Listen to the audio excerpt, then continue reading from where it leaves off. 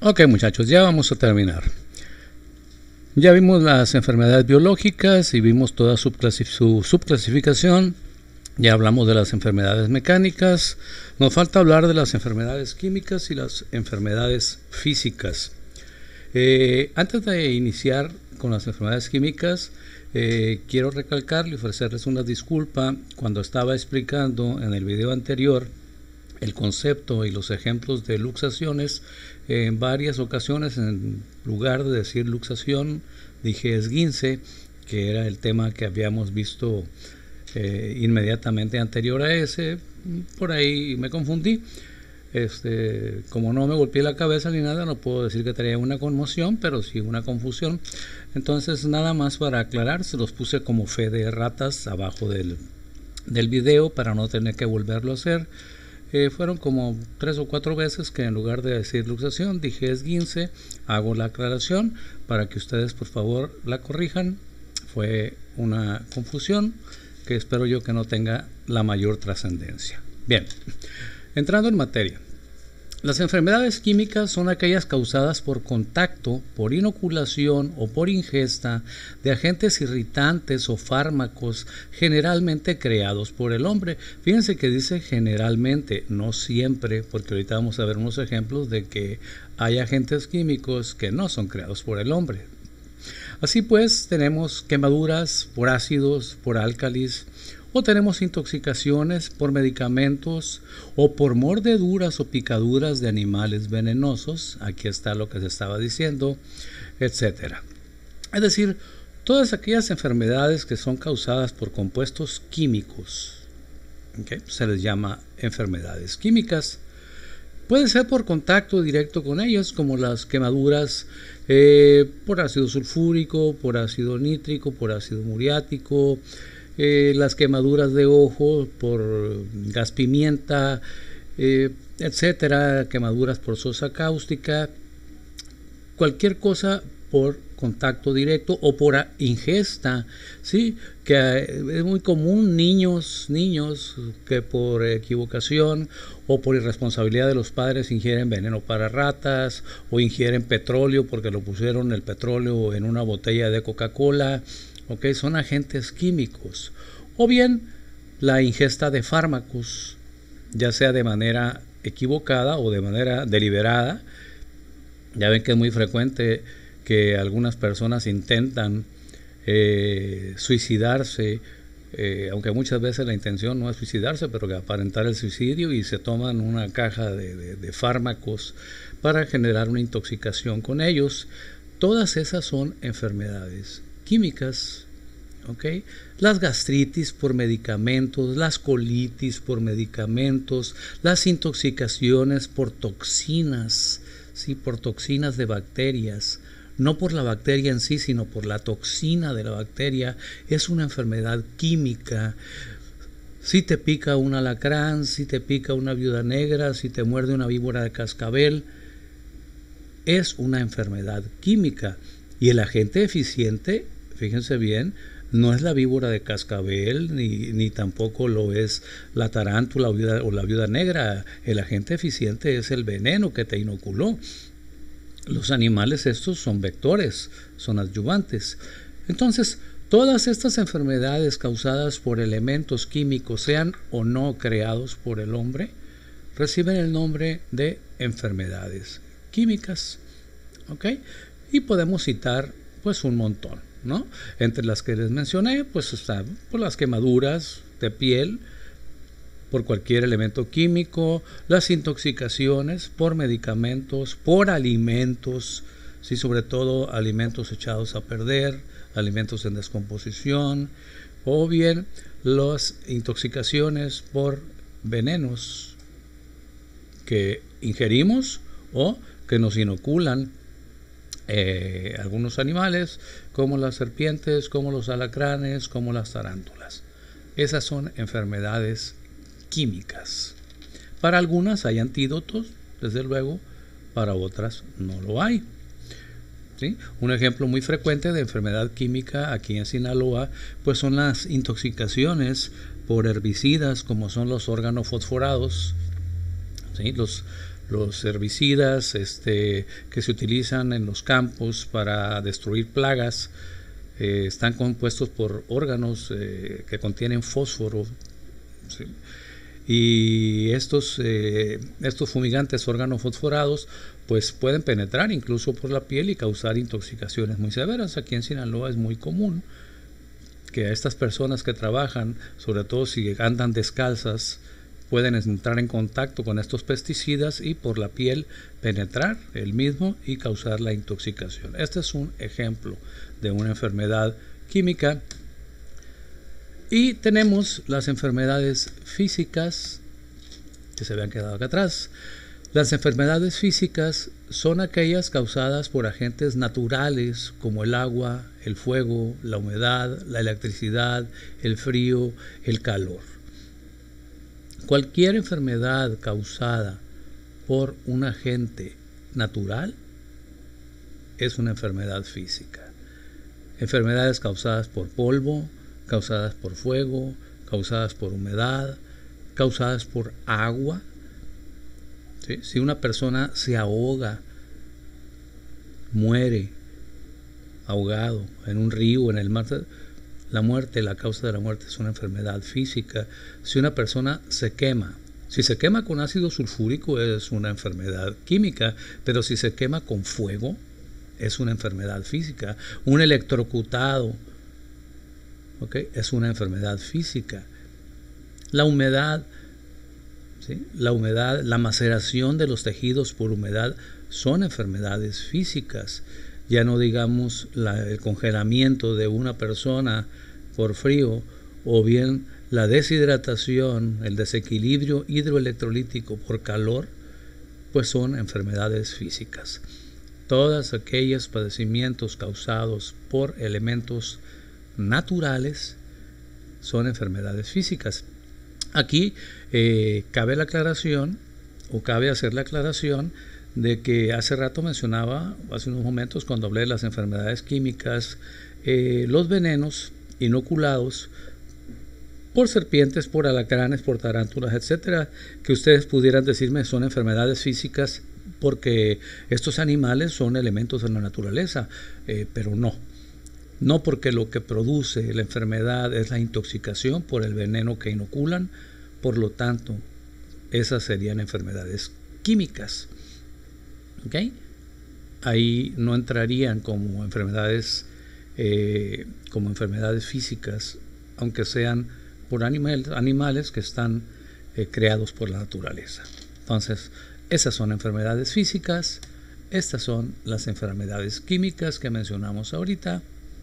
Y con eso concluimos nosotros la clasificación de las enfermedades de acuerdo a su naturaleza en biológicas, con todas sus subclasificaciones, que fue lo que nos llevó más tiempo, las mecánicas, con todas sus componentes que explicamos uno por uno, las físicas y las químicas. Ahora bien, las enfermedades se pueden clasificar también en agudas y crónicas, dependiendo del tiempo que tarda o que dura su evolución.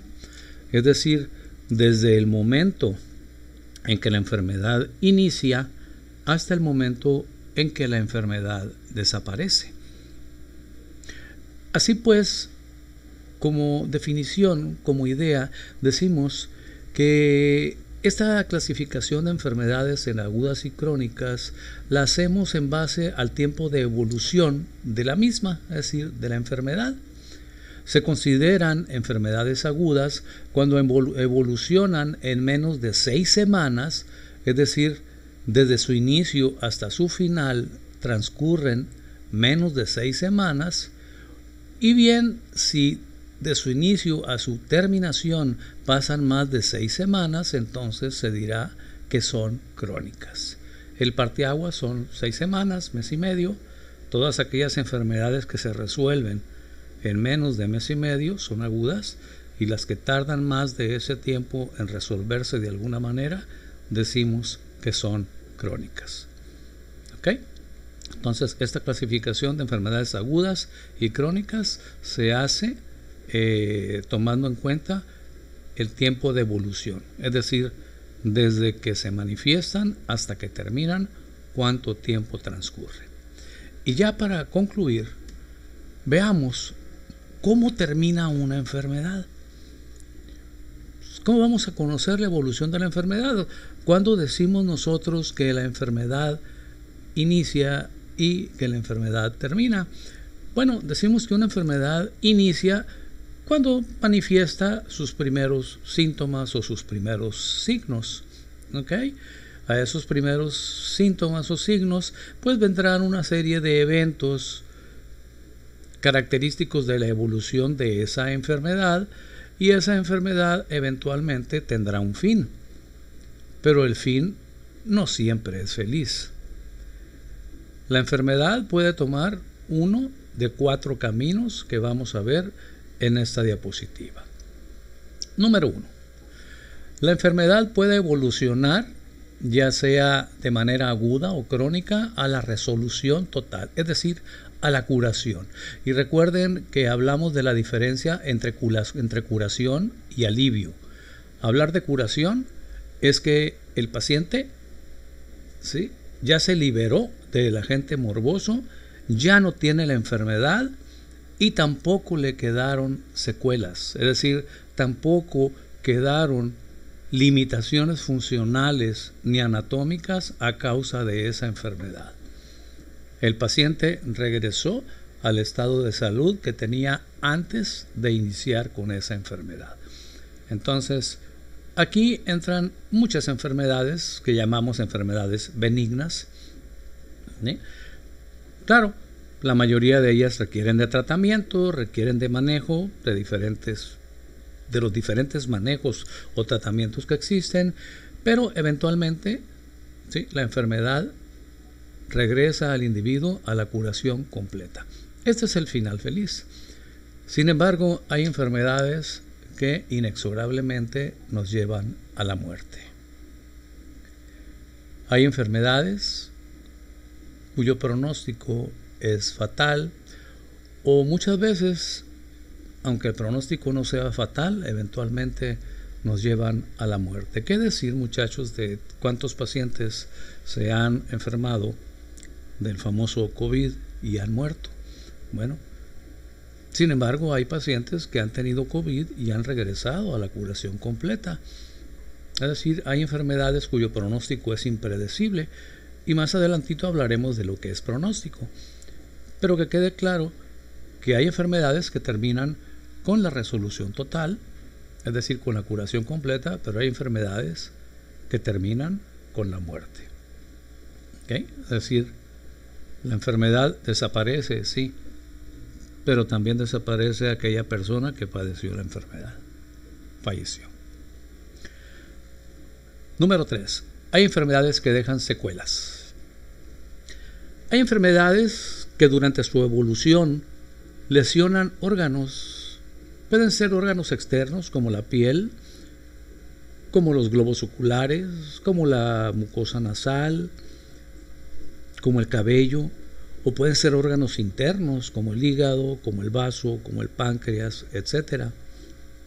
Y puede ser que durante la enfermedad alguno de estos órganos se lesione, y una vez que recibido el tratamiento, ya aquella persona se libera de la enfermedad, se libera del agente morboso y todas las consecuencias que causó en su organismo.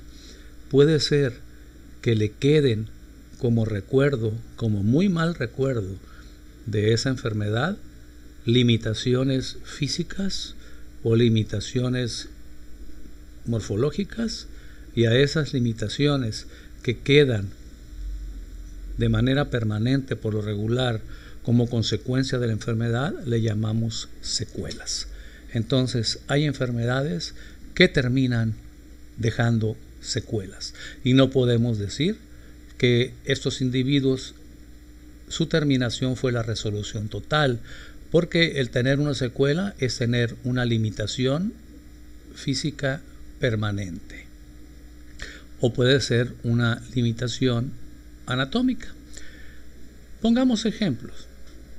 Si queremos hablar de limitaciones anatómicas o de secuelas leves, podemos hablar de los pacientes que tienen varicela y que durante el tiempo que padecen la varicela y que les aparecen las vesículas, las pápulas típicas de la varicela, se las rascan y les quedan cicatrices en el sitio donde se rascaron, y si son en la cara, pues quedan cacarizos, como vulgarmente lo decimos, ¿no?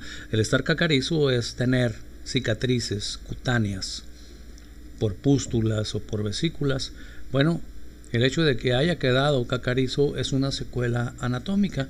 Realmente, ¿sí? Realmente no le va a generar ningún trastorno funcional, pero sí anatómico. Y así, cualquier cicatriz que nos quede debido a alguna herida puede ser una secuela anatómica, que son por lo regular las que tienen menos importancia.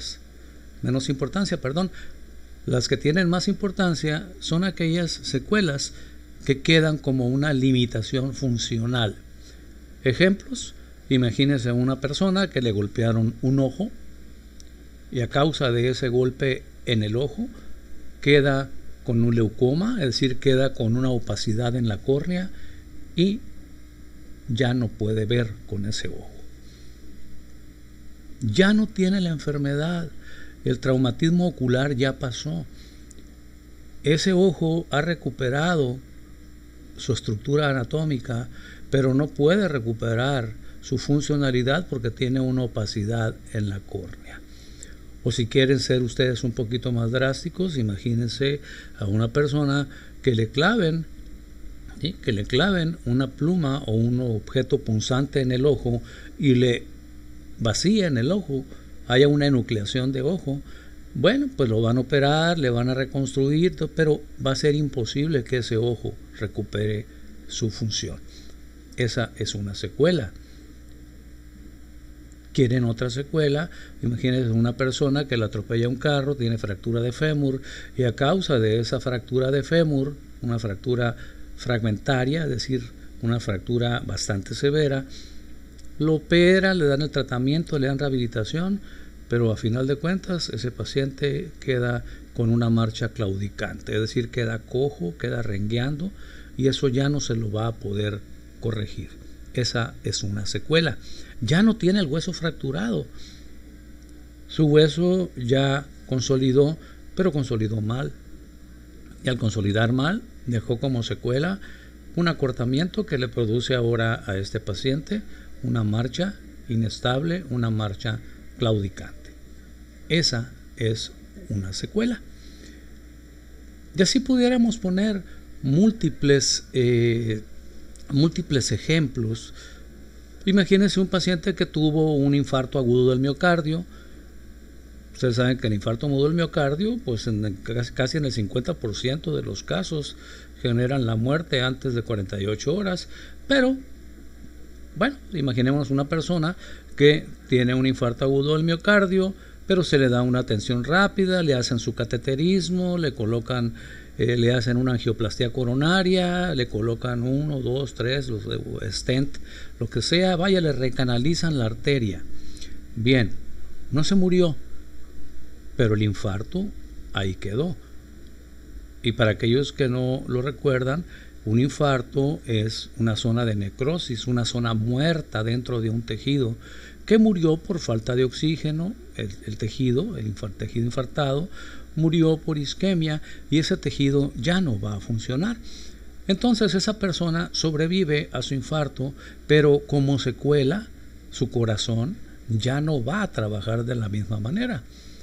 Ya no va a bombear la sangre, ya no va a contraerse con la misma fuerza que se contraía antes, porque una parte de él está necrosada y no está trabajando.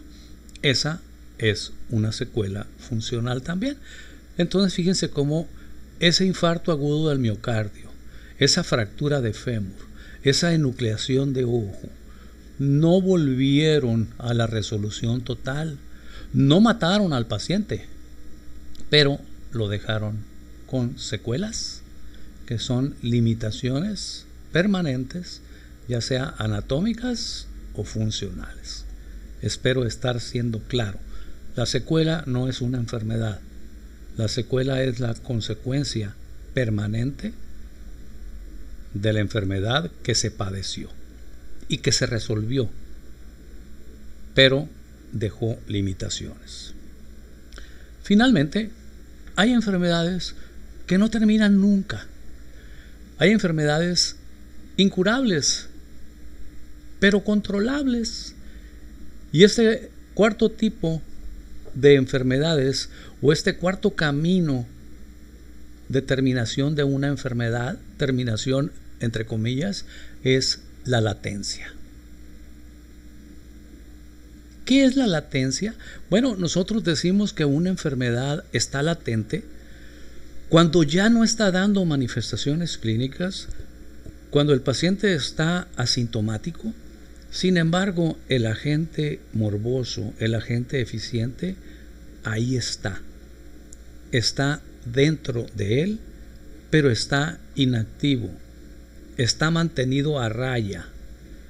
Posiblemente esté mantenido a raya por medicamentos, o posiblemente esté mantenido a raya por el sistema inmunológico, pero ese agente morboso eficiente está vivo, no está muerto, está al acecho, está en espera de una oportunidad para volver a atacar y volver a producir la enfermedad.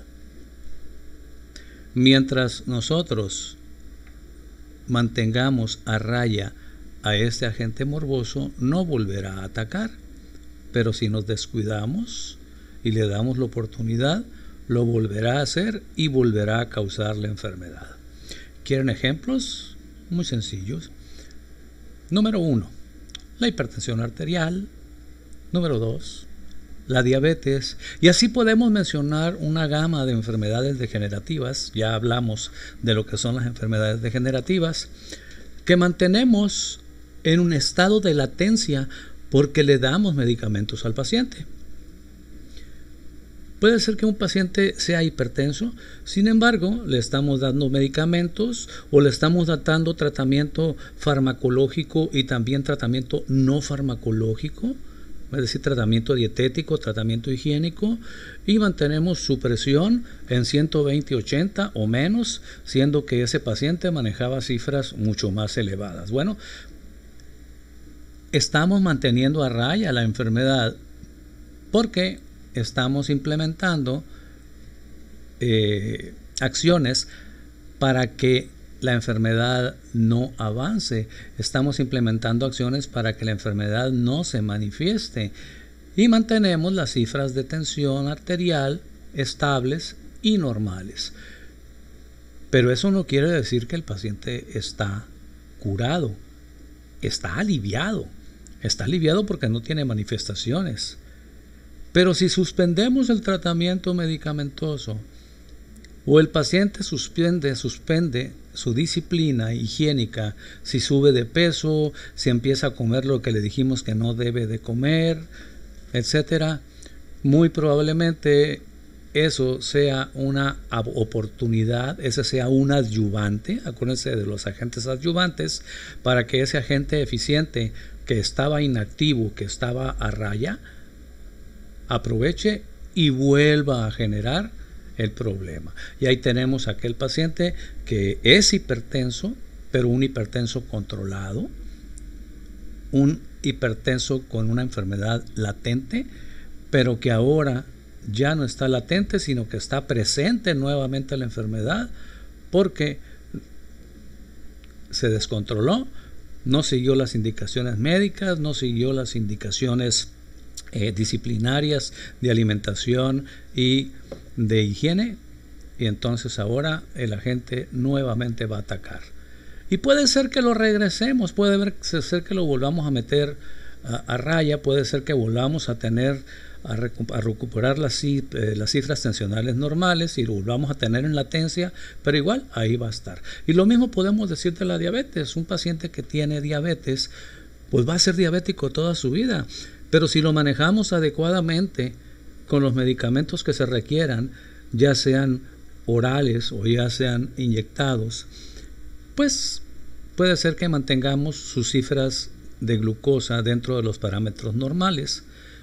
pero no por eso deja de ser diabético. Es un diabético controlado, es un diabético latente. La enfermedad está latente. ¿Por qué? Porque el agente morboso, sea cual sea, ahí está. Y si nosotros dejamos de darle insulina o dejamos de darle los medicamentos hipoglucemiantes orales, o él por su propia voluntad lo suspende, lo más seguro es que las cifras de glucosa se van a volver a elevar y otra vez vamos a tener una descompensación metabólica, vamos a volver a tener cifras de glucosa muy elevadas que le pueden acelerar las complicaciones e inclusive, ya ustedes saben, la ceguera, los problemas renales o la muerte. Entonces se dice que una enfermedad puede no terminar nunca, pero mantenerse en latencia si damos los medicamentos adecuados para inactivar al agente morboso. Y les acabo de poner 2 ejemplos de enfermedades degenerativas, pero así les puedo poner ejemplos de enfermedades infecciosas. Por ejemplo, hay enfermedades infecciosas de las cuales no nos vamos a poder deshacer, pero sí podemos mantenerlas en estado de latencia. El herpes labial. El herpes labial es como el matrimonio por la Iglesia Católica, para toda la vida, hasta que la muerte los separe. Una persona que tiene herpes labial va a tener herpes labial por secula seculorum.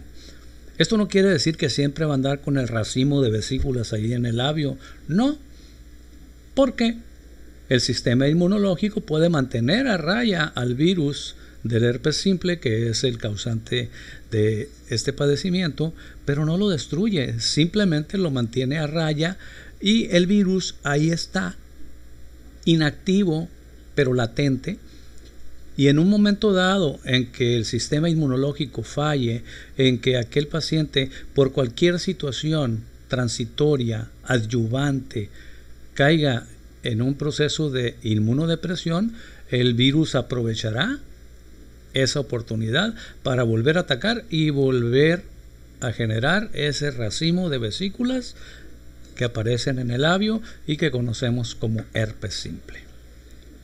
Pero mientras su sistema inmunológico esté bien, el padecimiento no va a aparecer, pero es un portador, ¿sí? El paciente es portador del virus del herpes simple, pero está en una situación de latencia porque su sistema inmunológico lo tiene así. Vamos a otro ejemplo, el VIH. Los pacientes portadores de VIH sabemos que tienen un periodo de incubación muy largo, pero una vez que presentan síntomas, a lo cual llamamos el síndrome de inmunodeficiencia adquirida, mejor conocida como SIDA, una vez que presentan manifestaciones, pues puede incluso que mueran en la primera oportunidad que presentan o en la primera ocasión que presentan manifestaciones, pero puede que no.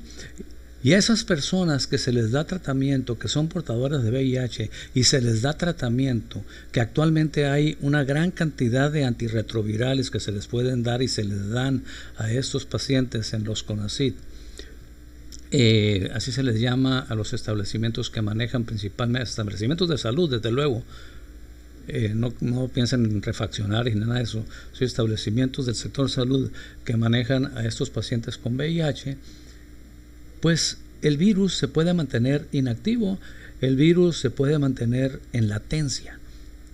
No es que el paciente se curó y ya no tiene el VIH ahí lo trae y lo puede transmitir, es decir, son infectantes. Puede transmitir el VIH si tiene una relación sexual, pero de momento con los medicamentos que está tomando no va a tener sintomatología porque su carga viral es baja y porque su sistema inmunológico se ha recuperado gracias a que la carga viral es baja y gracias a los medicamentos, y se mantendrá en un estado de latencia. ¿Durante cuánto tiempo? Pues quién sabe. Durante años o durante el tiempo que el paciente tome los medicamentos, porque hay pacientes que dicen ya estoy bien, me siento bien, ya me harté de tomar estas medicinas y los dejan de tomar y al rato ahí están nuevamente con las manifestaciones. ¿Okay? Entonces, eso es un estado de latencia. Hablar de latencia es hablar de presencia del agente morboso. La enfermedad terminó como tal, ya no hay sintomatología, ya hay alivio, pero el agente morboso sigue presente, pero está inactivo.